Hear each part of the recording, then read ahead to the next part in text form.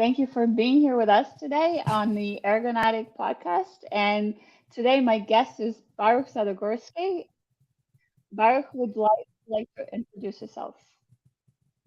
Hey, thank you for Sasha. Thank you for having me. It's great to be here. And I wanted to just say a couple of words about me.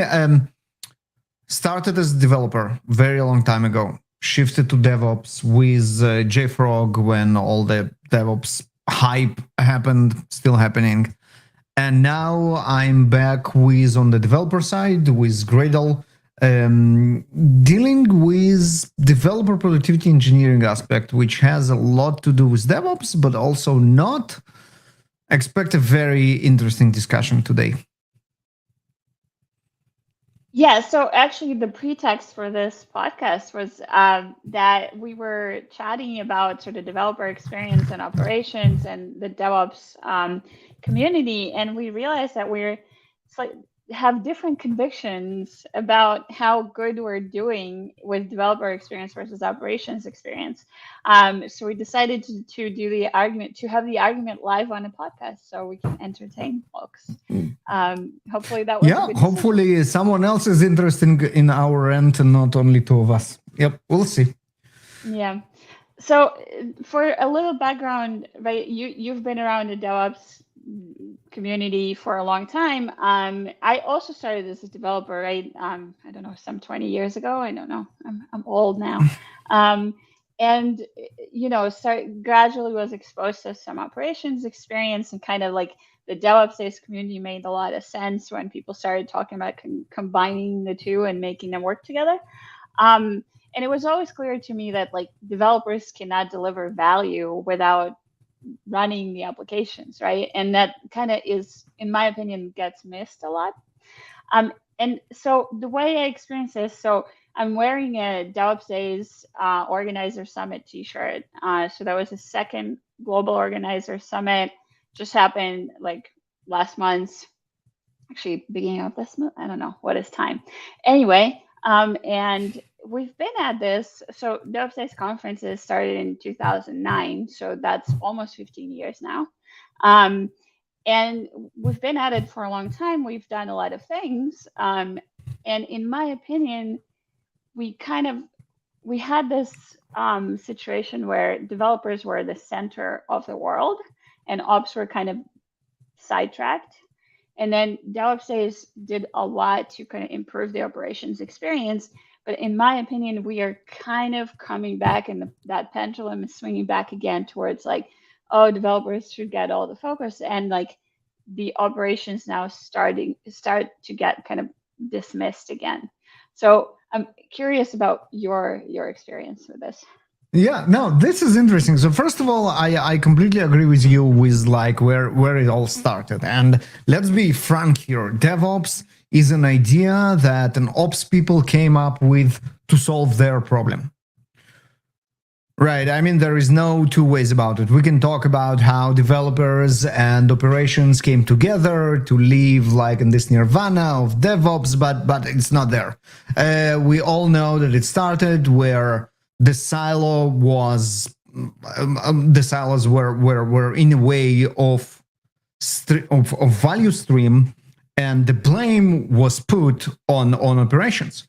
Because the developers, they wrote their code, they close their laptop at 5, they are done, and it's not their problem what happens next. And operations get all the fire for not having the applications in production in the way that they should. And this is how DevOps started. And I mean, if you read the DevOps handbook, the Phoenix project, and I mean, it's not stated there this way, but it's pretty clear which problem DevOps solves.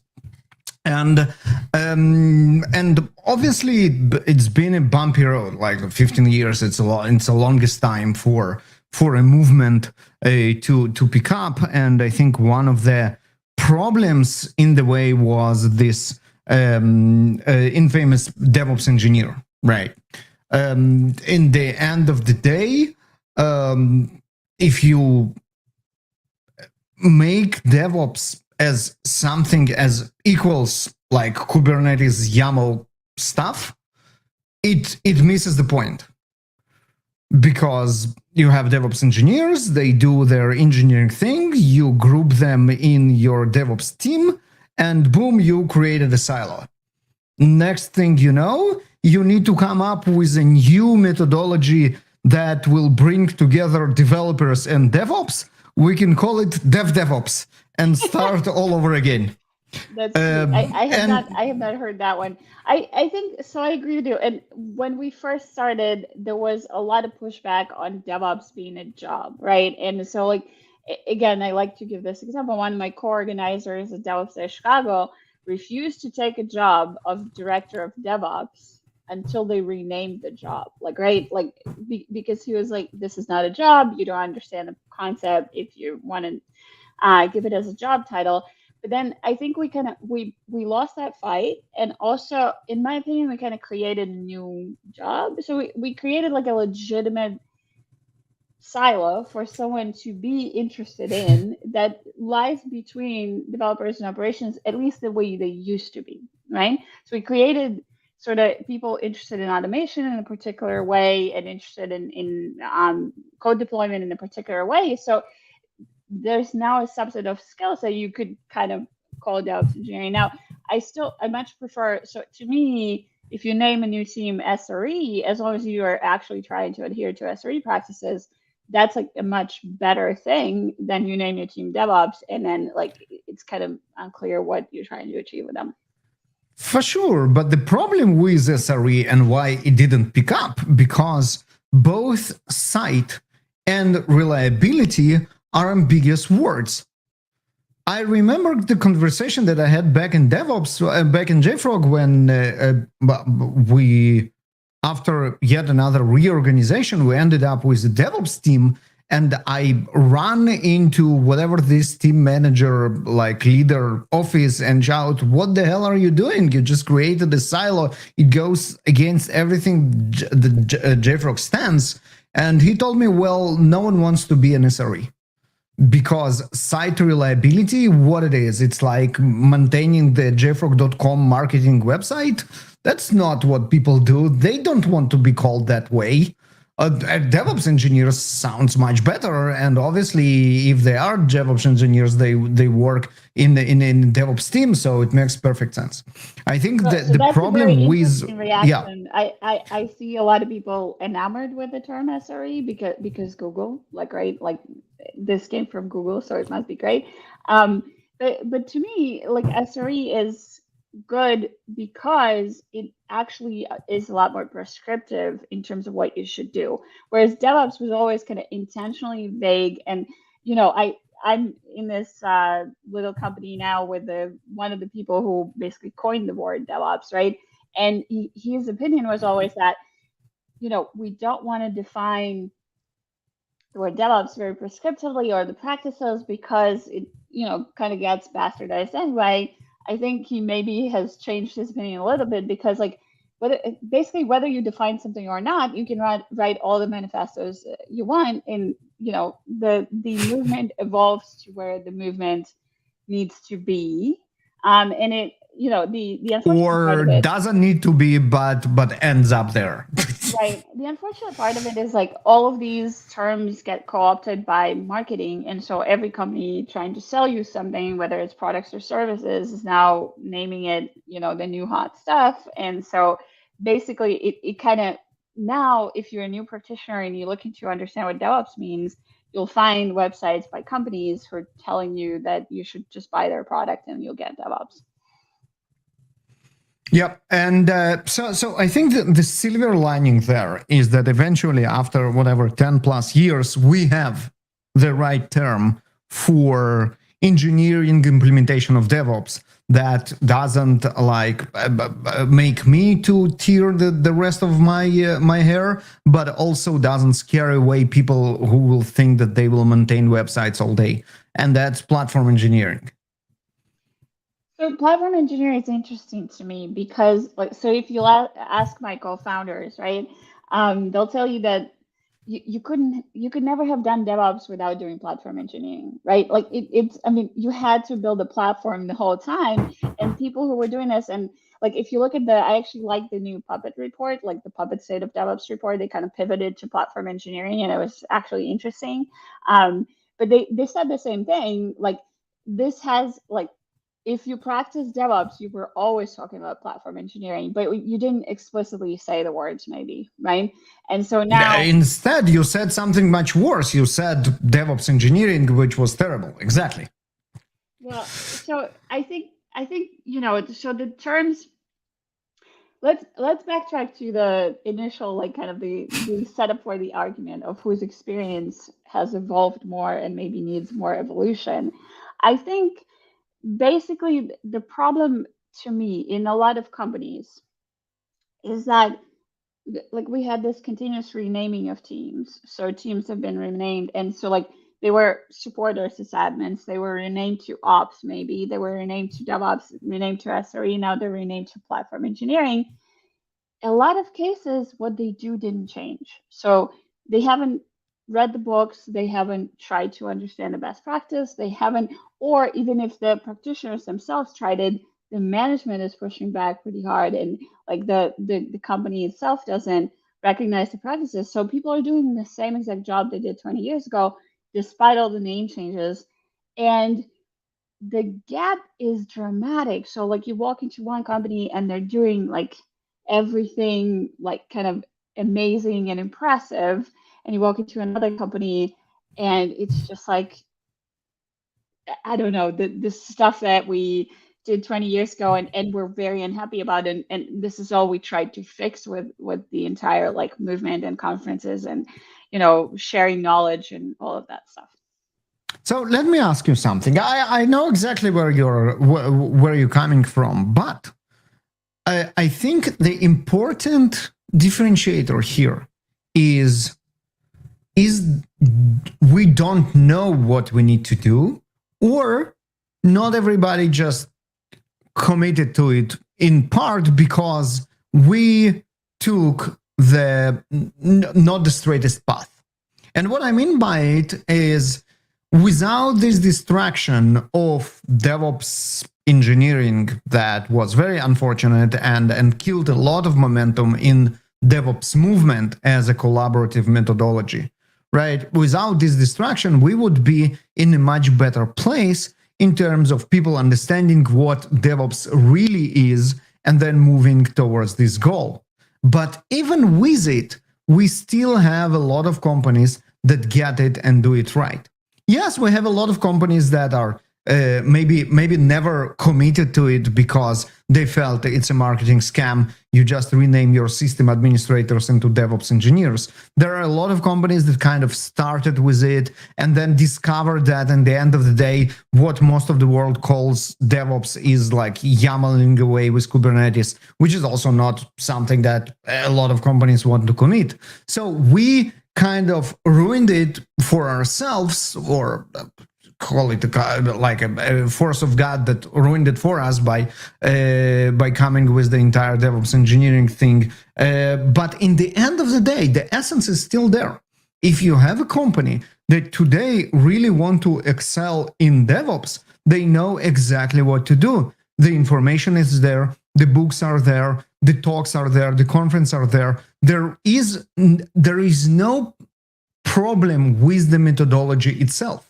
So when you're saying like ops people still have it hard because DevOps didn't really work for them, I think what didn't work for them is whatever happened, unfortunately happened to DevOps, but DevOps itself is there. If you want to do it right, go ahead and do it right. So that's not exactly what I'm saying. I'm not saying that DevOps didn't work. And so like again, for a lot of people, DevOps transformations didn't work, but it's in the same way that agile transformations didn't work, or cloud transformations didn't work, or whatever. It's like the transformation is difficult, and for a transformation to work, you need all the stakeholders buy-in, and you cannot change the way the company operates without having buy-in from multiple teams. And so if you're just trying to do your own thing in your own little silo without communication, you're probably not going to get anywhere. Or if your management is not approving the changes, like I still know companies that are like, their policy still says you had to handcraft VMs. Like, what can you do if your management not letting you even change your practices to involve automation? Like, it's all of this is kind of, it's a huge shift, right? So what happens a lot of times is people will get the transformation underway to kind of, partially because they are trying to actually achieve a goal, but partially because it's a new hot thing, like, right? So some VP decides that they want to put that new hot thing as a feather in their cap, but no one's truly committed to it, and so it kind of stalls and dies, and ends up with renaming a few teams and installing a few CI/CD pipelines, right? Um, I think, but the shift that I'm seeing now is kind of like we're getting back into. So what was good about the DevOps movement is that suddenly people recognize that operations are important and that you can't just dump all the things downstream and expect them to work. Like, right? Like, you, exactly what you said. Developers write the code and then this is ops problem now. Like, right? Don't have to worry about it. That's a broken system, right? And like, ops historically had to deal with all of this. And when we went to, this is an important part of this, when we went to SaaS products, this dramatically changed the way ops have to operate, right? Because when we ship products on CD and I installed the product for myself, or like, I don't know, 200 people in my company, that's fine. I can deal with maintaining an application for 200 people, right? When we started maintaining applications for 200,000 people and being expected 24/7 uptime, that's a whole different conversation. And then, like, you start getting that on call constantly. You start getting, like, expectations of, like, you can't be down for 5 minutes on a Sunday or something like that. Like, that's a whole different mindset, and it made ops jobs a lot harder, right? So I think, But it's on us, right? So we made the mistake of creating the illusion of the silo back again, right? So it was, you're right, it is a pandemonium, but it's going back because the silos are coming back, and the silos are coming back because we created the DevOps teams, right? So now the developer thinks, okay, there is a DevOps team, it's downstream, I can throw my application across, they will do their YAMLing Kubernetes stuff, and it will be up and running. so I don't think per se that silos are bad, right? Because people specialize and you can't be good at everything. And you can't, so part of the, like, maybe you can say developer experience has gotten bad in a sense that, like, now every developer is expected to understand how Kubernetes works. Like, if I'm writing code, like, I have so many other things to worry about, like, that I can gain excellence in without running Kubernetes. Like, it's a complicated system. And, like, the expectation that everybody will understand everything is kind of incorrect. So silos are okay as long as you have healthy communication between silos and healthy feedback loops. So the problem with dev and ops feedback loop is dev pushes work to ops, but in many places, ops have no ability to push feedback back, right? So there's no loop. There's the Yep. downstream movement, but no feedback. Right. I would say that ideally the silos are, I mean, the specialization is fine, but silos are not. Right. And the whole idea of empowered teams was exactly to make sure that the feedback loop goes both ways, because we don't need to establish communication channels because people are literally working in the same team. So the communication is seamless. The whole idea of empowered teams are we put them together, the developers with the platform engineers who work on the infrastructure of making the developer's application work in the cloud and what's not. There are also specialists who specialize in QA, in product, and in security. Everybody are working together, and then there is no problem of the feedback loop because it's the same team. And I would say that if I'm looking at the most significant loss in what DevOps preached over the years, of something that I hear less and less, and it hurts me more and more, is the concept of empowered teams. This is somehow got lost in all the rage of YAML Kubernetes, and this is, for me, one of the most important things that DevOps brought to the table. I think I don't know. It's if you go to DevOps conferences today, like the conversation, unfortunately, isn't that different than it was 10 years ago. If you go to SRE conferences today, the conversation is not that different than it was for us 10 years ago. And like there's like lots of spin-offs in the same area. And it's actually kind of mesmerizing to be like, oh, the same insights are being shared and reshared. And the sad part is like it's still I love the quote, the future is here, but it's not evenly distributed. Because, like, to me, it symbolizes where we all are. It's like we all know Absolutely. things, we all have access to like lots of knowledge and lots of examples and lots of, and I wouldn't say like there isn't like best practice, there isn't like Google did it this way, therefore you have to do it exactly the same way. That won't work. But there's a lot of lessons we can learn from each other, and there's a lot of ways to be like, we know how to do this well. We've learned this lesson over and over again. We've shared this knowledge publicly and free, and somehow still like people are doing like making the same mistakes over and over. And that's unfortunate. I I don't know. So to me, what's happening like right now, the shift right now is everybody is talking about developer experience. So I hear a lot, I see papers published, like reports, whatever.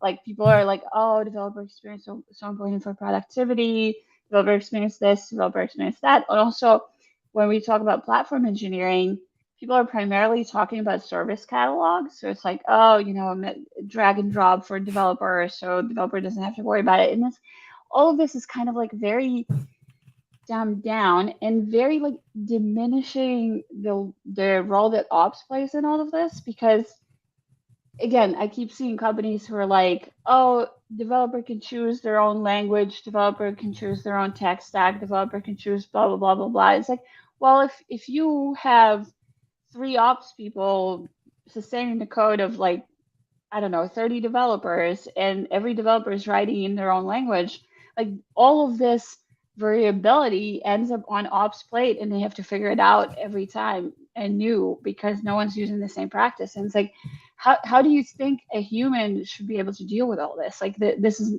absolutely not fair to the downstream. So yeah, all right. So you put me here on the spot, and I love it. And couple of things that let's I think I might explain why it is looks like it looks like, and then talk about what we can do about it and how we can ease the burden for people who actually need to implement all this service catalog and all this variety of stuff, just to make sure that developers don't work too hard. But first, so here's where we shift, right? And I think we kind of beat on the bush already, but just to kind of make a transition into technicalities of developer experience, I think the difference is, and again, I mean, I don't know if you agree with me, but from what I feel, that all the parts of making ops people successful are there. It's not evenly distributed. There are more successful companies, there are less. We look at the DevOps report, we see all the elite high performance, medium performance, and low performers. But the idea and the implementation and all the knowledge is already there. For us, it's a solved problem. Not in the terms of everybody are using it, everybody solved their own small part of the same problem, but we know exactly how to do it. If you wish, DevOps now is tried and tired. We know what to do, right? Okay, so maybe people don't do it. Sorry about that. Go ahead and start doing it. But the holy trinity of productive process, which is the empowered tool, productive tools, which is whatever YAML, Kubernetes, or whatever stuff, and productive people, which is the collaborative process of DevOps itself, it's solved for ops. In dev, this is not even starting. We don't know how to define I don't know productive that developers. sorry, I don't know that I agree with your statement, but we can kind of. So again, I have seen people say DevOps is a solved problem, and then you're like, again, it depends on your context. It depends on the budget that you have. It depends on the amount of people you're serving. It depends on Absolutely. are you serving cat pictures on the internet, or are you like serving transactions in the financial industry? There's a whole different ballgame, right? But let's say there's a lot of DevOps practices and DevOps tools you can leverage. Give me an example where, like, in your opinion, the ops life improved and the dev life on a similar axis is like still lagging behind. So we can dig up a DevOps report and look at the data there, right? So there are very clear ops metrics there, like time to recovery. It's an op metric.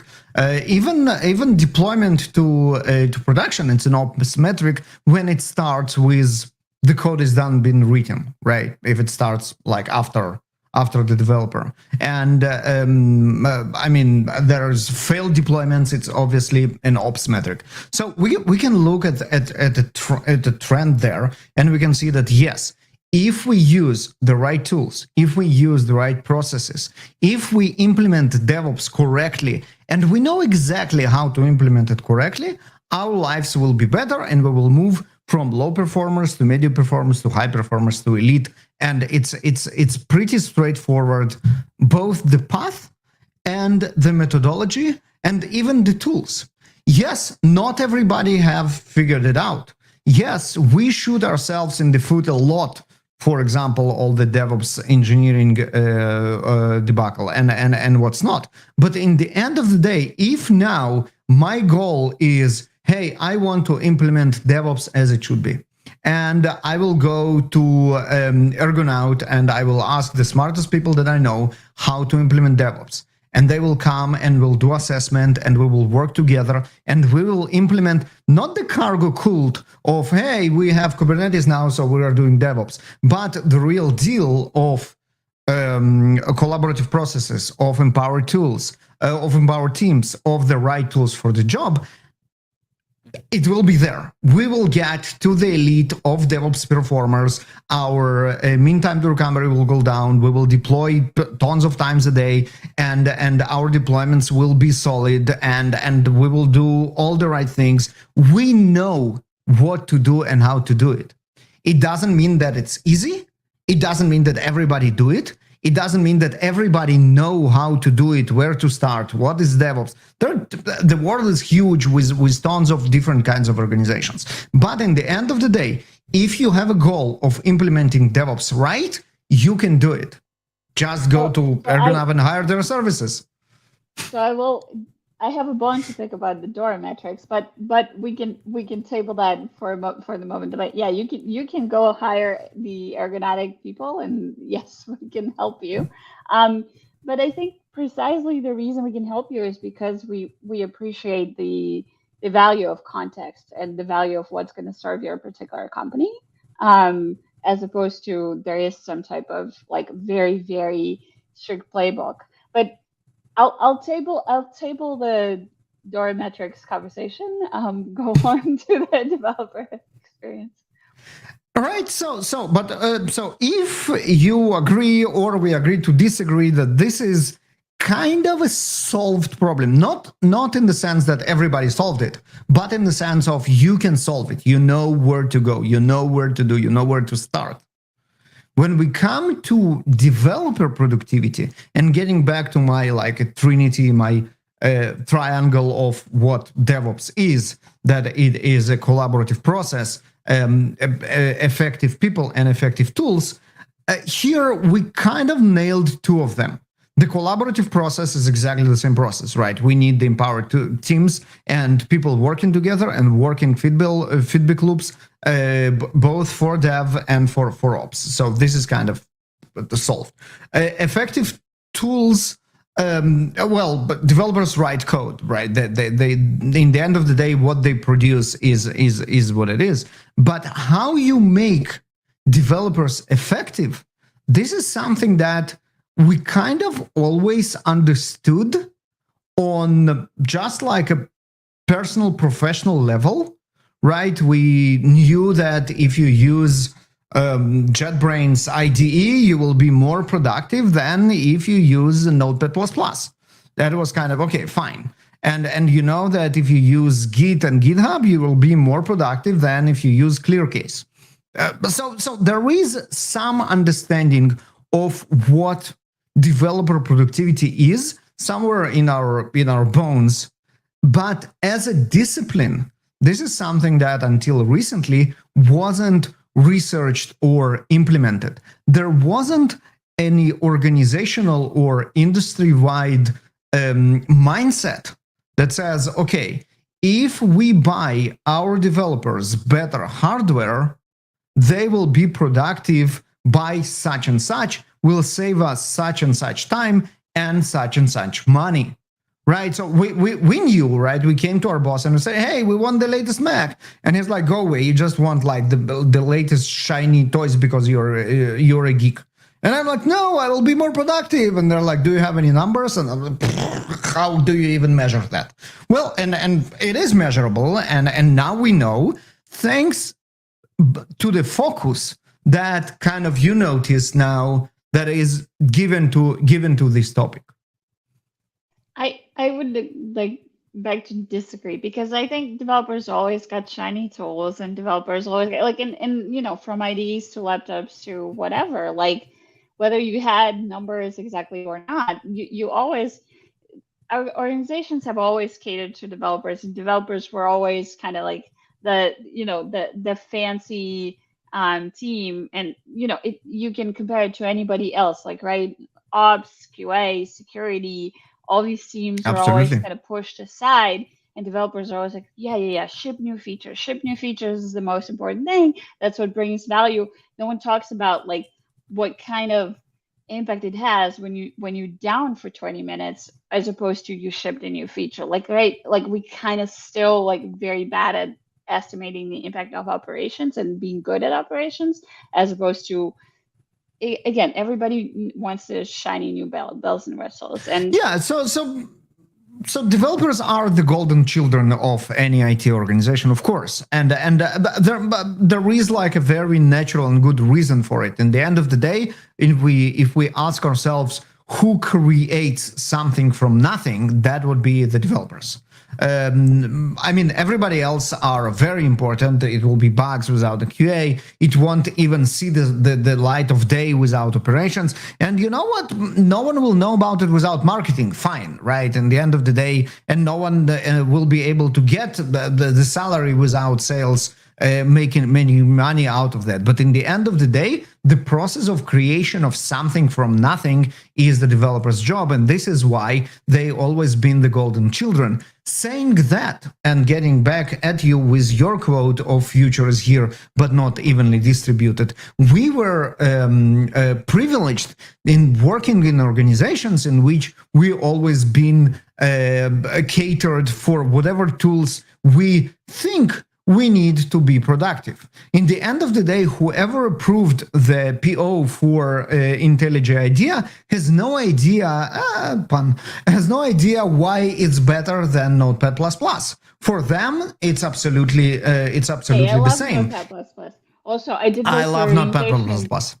I work for an organization that every 6 months asks me if I still need a license for Visual Studio, and I was like, yeah, exactly. Pretty sure I use it like 100%. But they took your word for it, and that's the privilege that I'm talking about. There are tons of organizations around us that will just say, you know what, I checked online, it looks like IntelliJ and Eclipse are the same, and Eclipse is free. I'm not paying for IntelliJ.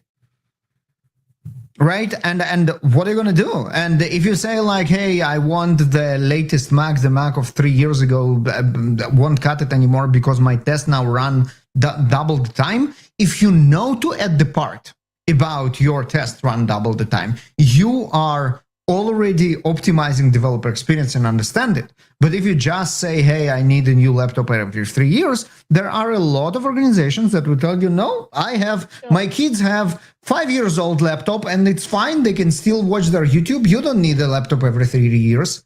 How So do I you answer agree with that? you, Right? but usually these are the same organizations in which ops experience is way, way, way worse, right? So like Absolutely. even worse than the developers, right?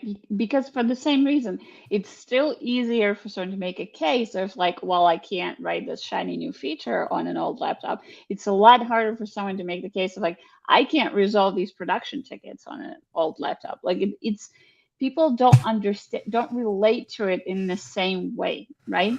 I so what I'm seeing in all these reports is like people make direct sort of correlations between um, developer productivity and money, like revenue, right? And that usually what works to convince executives of things. Yeah.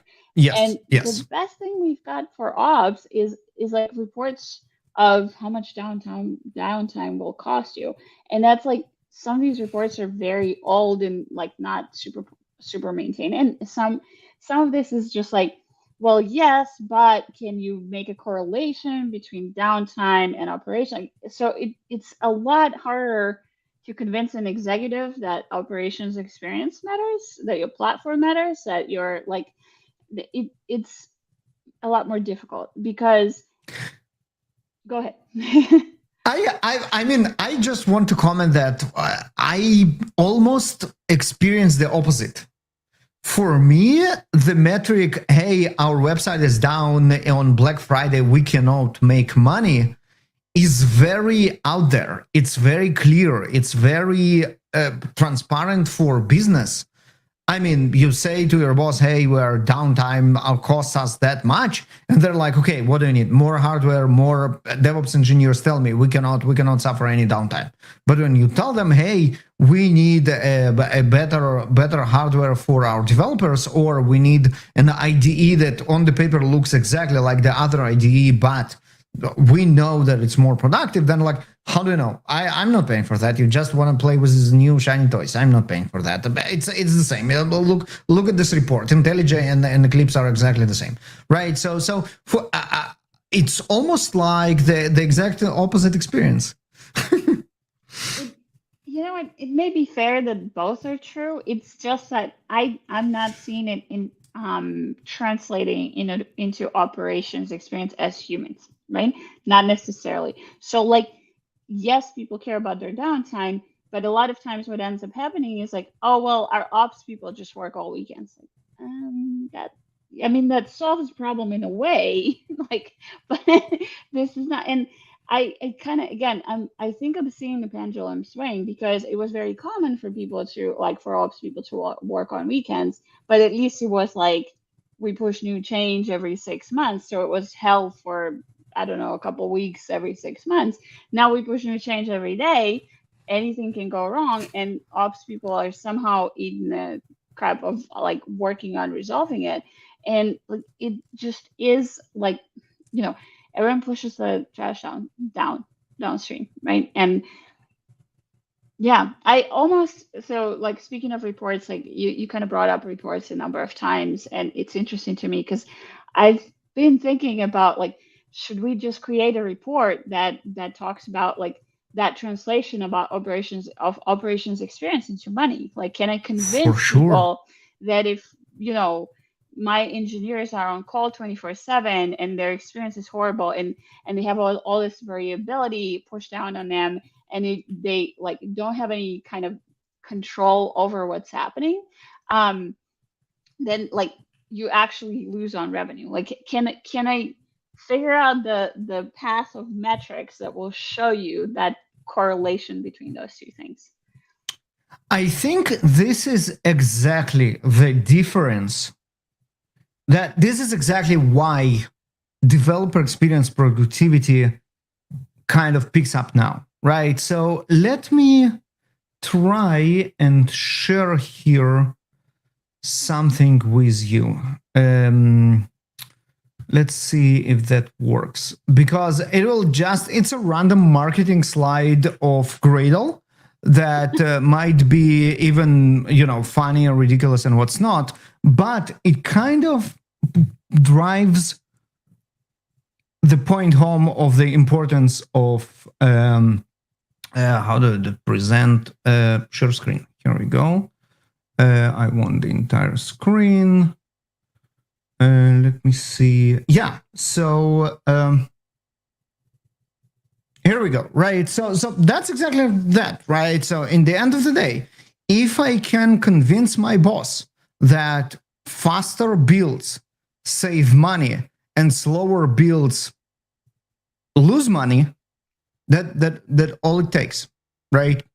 And obviously, this is a very high level slide, but in the end of the day, I can do this analysis per feature and per person, and I can tell exactly how speeding up the build from 5 minutes to 1 minute will save X million dollars a year. That will be a very, very easy sale.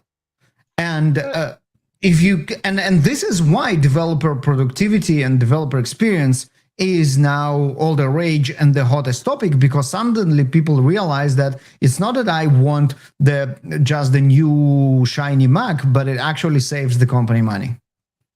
Well, so this kind of brings me back to the bone I have to pick with DORA metrics. So first of all, the MTTR, right?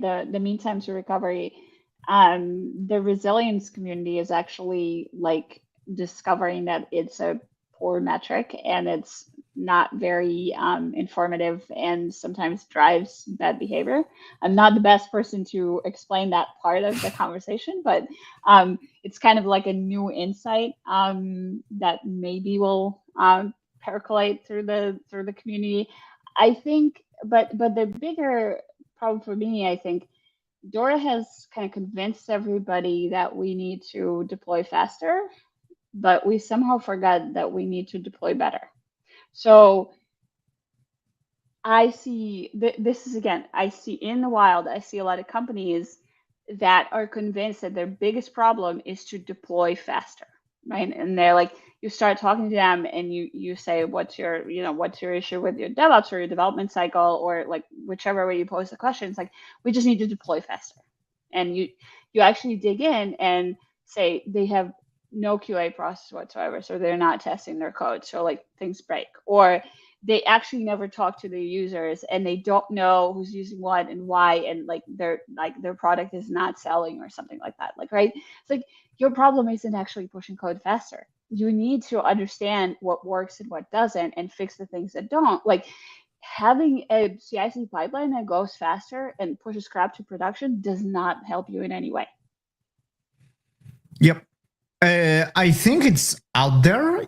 Correct me if I'm wrong. It's been a little bit a while since I look at those reports, but I think the quality is definitely one of the metrics. It's much harder to measure. This is why it's neglected, which makes perfect sense, because people do measure what's easy and don't measure what's hard. No, so the DORA is 4. So let me see if I can do it off the top of my head. So it's lead time for change, deployment frequency, MTTR, and the time to recovery. So like if you have an no, that's MTTR. I think what we miss is like how many deployments are successful and how many failed. No, the fourth one was on the OPSI side too, but right. So deployment frequency, lead time. Yeah, exactly. So change failure rate, that's that. In the end of the day, sort of a quality metric, if you want to say it that way, sure. Yes, exactly. Right. So you can identify that your code failed, which not everybody can, because reliability, as you said, is boring and people are not measuring their reliability. So if your only metric for change failure is that I'm returning 200 okay, guess what? You're not going to know that you're failing. Absolutely. And this is why the pipelines need to, this is why we need to incorporate our quality gates in the pipelines, because this is how we can guarantee that we actually know when whatever fails for the right reasons. But again, right, we are speaking about a theoretically at least solved problem that can be measured. It doesn't mean that it's easy. It doesn't mean that everybody do it. It doesn't even mean that a lot of companies do it. But again, unless you are really missed out on the last 15 years, you know that solution exists. So I disagree actually, because if we talk about, so quality or value is a lot harder to measure than, Oh yeah, so the reason people measure deployment frequency is because that's easy. Like I actually can tell you how fast I deploy and how frequently I deploy. That is the moment I have pipelines, and you will see a lot of people who have pipelines that you have pipeline tools everywhere, right? I can deploy stuff to production without ever thinking about like quality at all, right? In fact, that of is course. very easy. Every tool now has it. It didn't used to be that way, like right? We did build all these tools in the last decade or so, right? Now I can push stuff to production no matter what my tech stack very, very easily. But verifying that it's quality code and verifying that there's two aspects. One is like it's working in a sense that like it actually does what the developer thinks it's supposed to do, right? And the second part is it actually does what the user needs it to do. And these are two Yep, things that are both for different reasons difficult to measure. Like it's somewhat easier to measure what developer wants it to do, but still almost no one does CDD. Almost no one focuses on like actually checking that your code does what you think it does, at least outside of the happy path.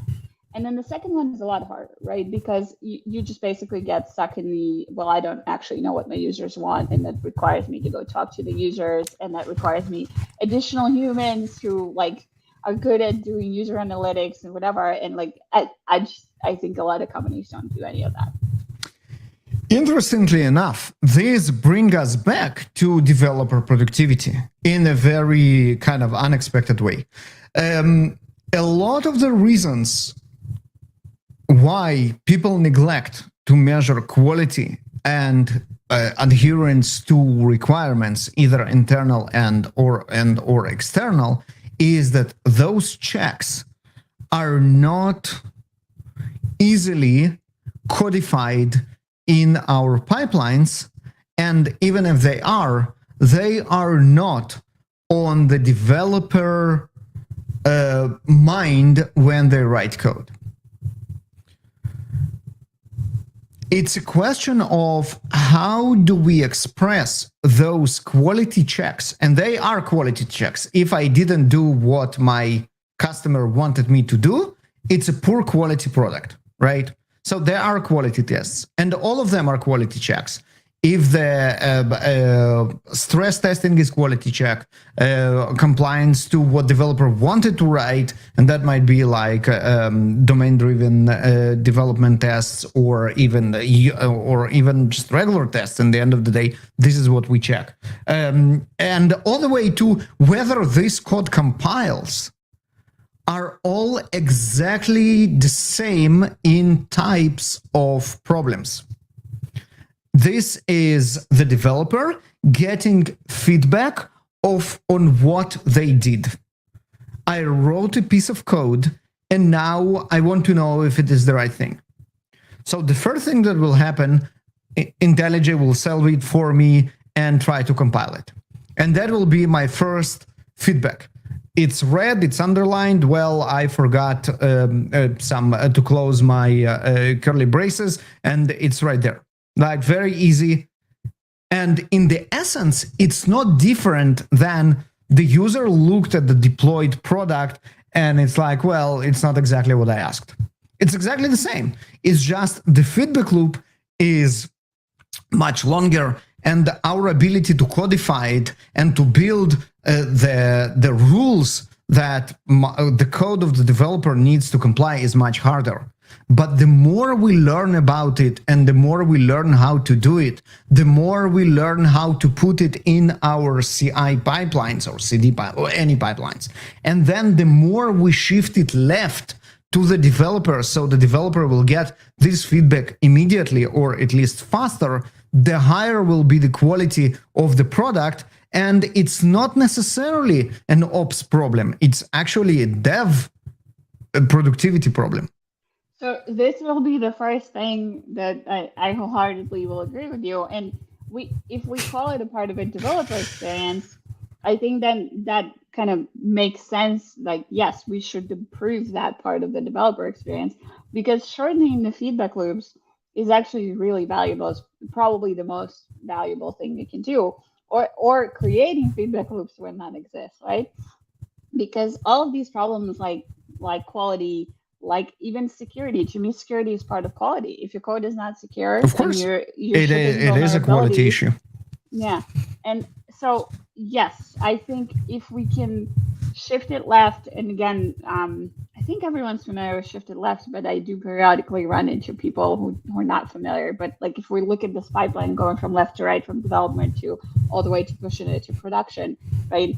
If we shift it left, it gets closer to the left side, to the when I develop code. So ideally, when I make my small code change and I push it into my repository will check, I don't know, code check for security vulnerabilities, and just will immediately redline and say, hey, this is potentially vulnerable code. Do you want to fix that? Right. So instead of me going all the way pushing it to production and then a security expert running a test in 2 months and finding that vulnerability, right? Which is really expensive because by that time I may have, I don't know, got another job or forgotten what the code was that I've written, or, there's requirement changes or whatever.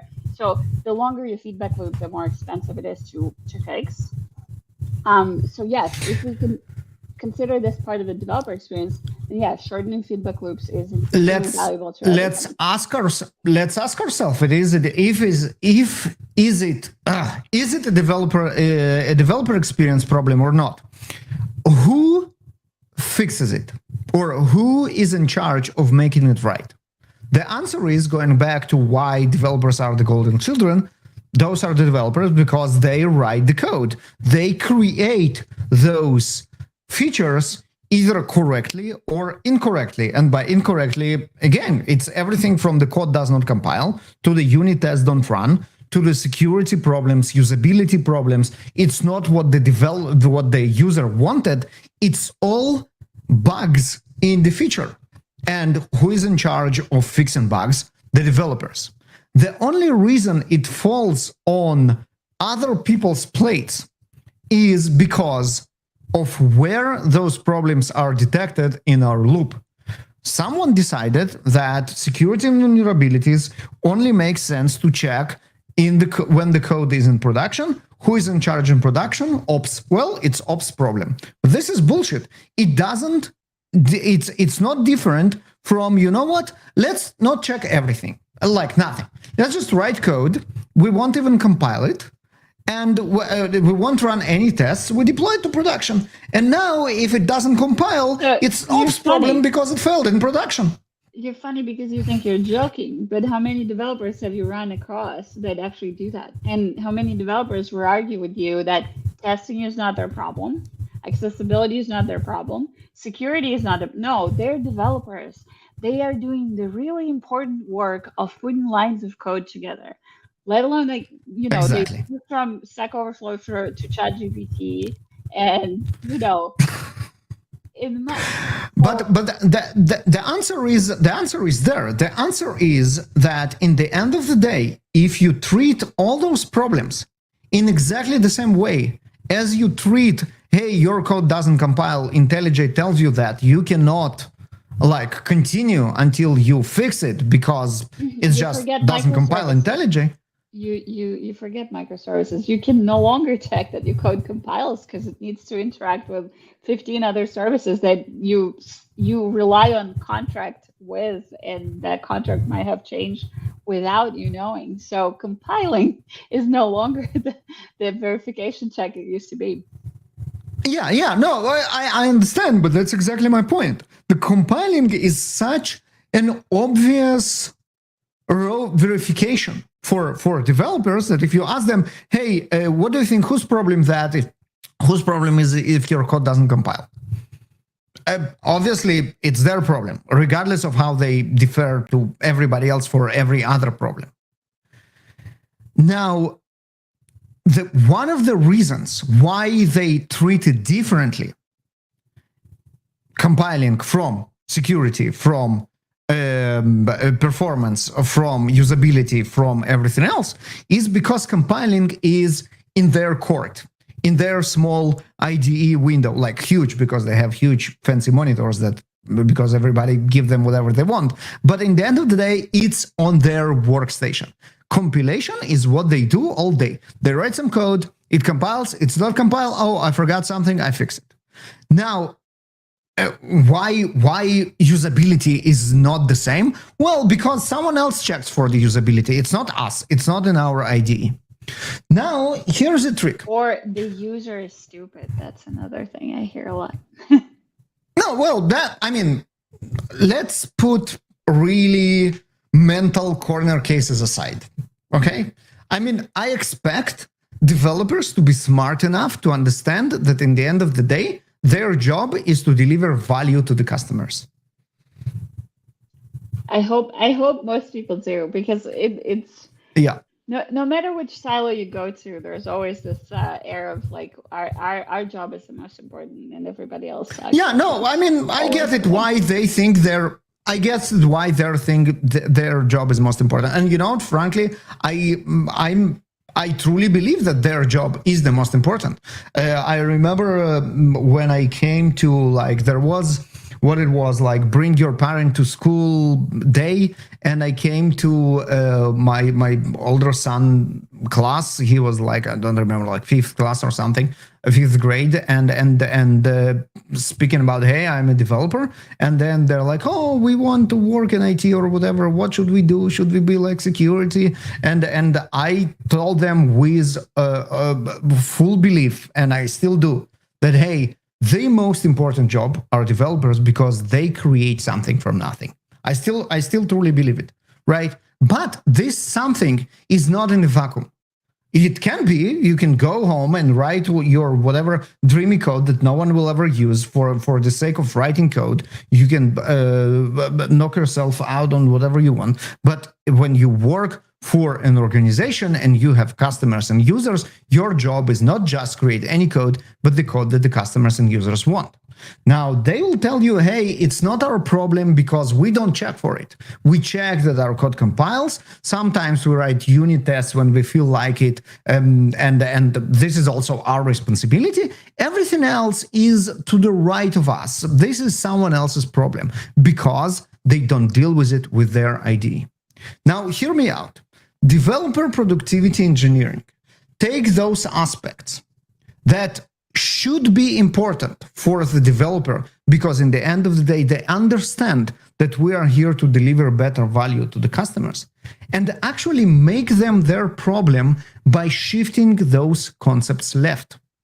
Now, when I see in my IDE that the new dependency that I added opens up a vulnerability, and when I see in my build that the test, the real tests, not the funny one that I mocked and stopped everything, but the real tests actually fail, and I still see it in my IDE, and the sonar checks that used to happen on my CI, CD, whatever, and never were my problems because I don't see them, are suddenly happening in my IDE, all those checks suddenly are not different than the compilation errors. And when I used to skip tests because I want my build to run faster and the QA team will figure it out, I don't do it anymore because I get the feedback about my tests immediately. The failing tests are my problem, and frankly, I'm a little bit happy about it because I can fix it right there and make a better product.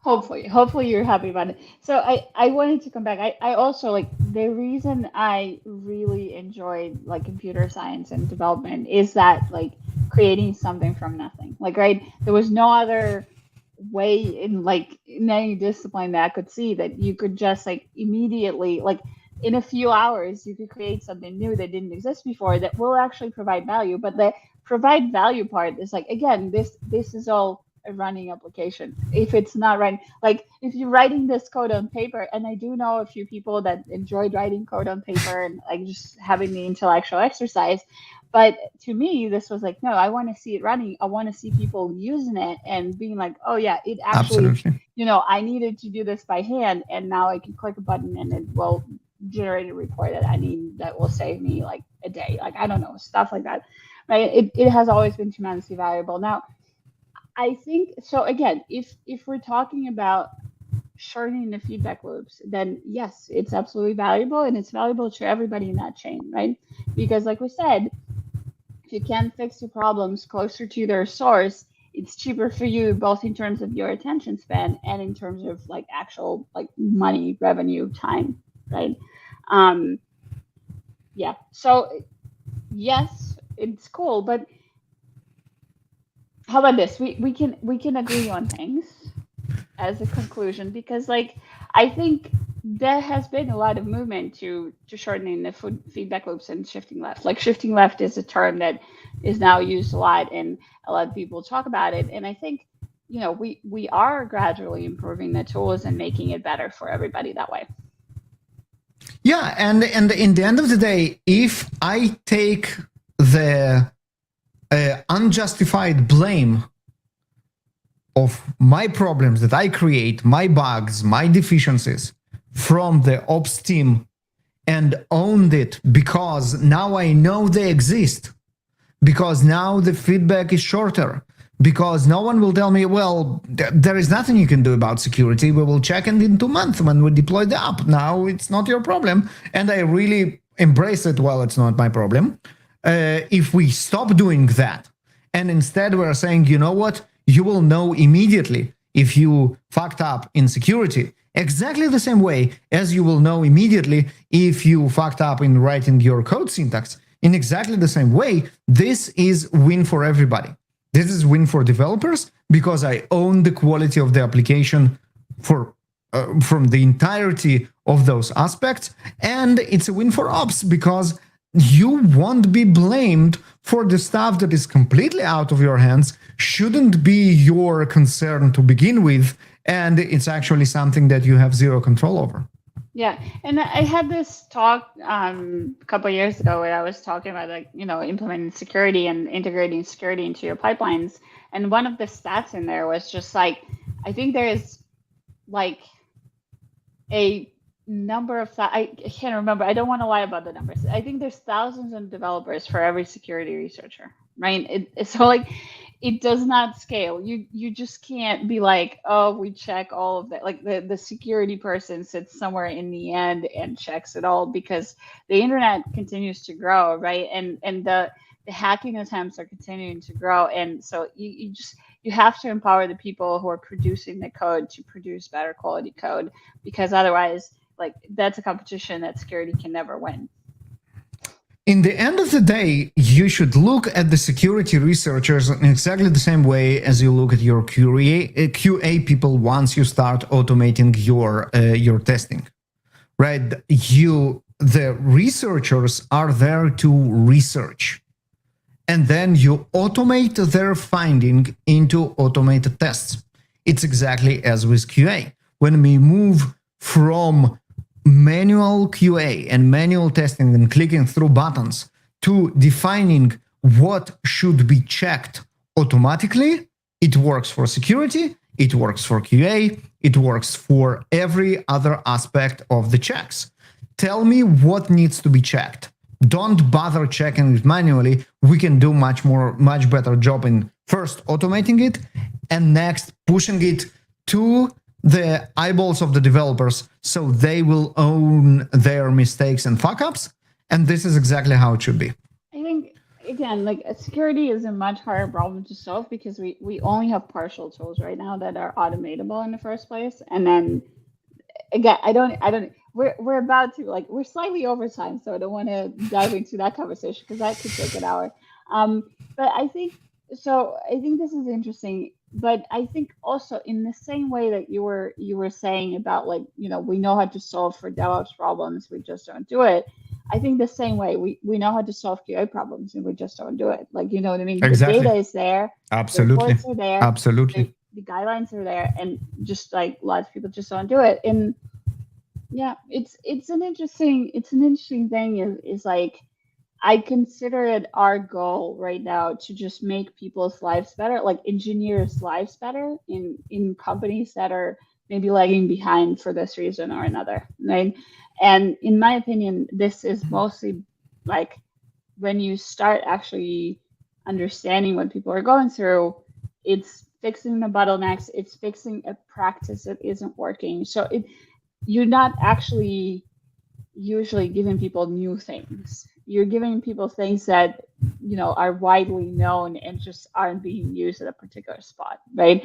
And it's amazing how much improvement can be generated by fixing a few pain points. Right. So just to summarize, and let me know if I'm off again. I think the difference between challenges of operations as of today is not necessarily that we don't know what to do. Is we know what to do, we know how to do it. A lot of the industry is still not there in terms of implementing it. I think it's more complex than that, but a lot of times we know what to do and we know how, and it's just like you need the right practitioner, you need the right knowledge, and you need the right empowerment, right? Because you can have a Cassandra that's going to yell about like we need this change and no one's going to listen to them, right?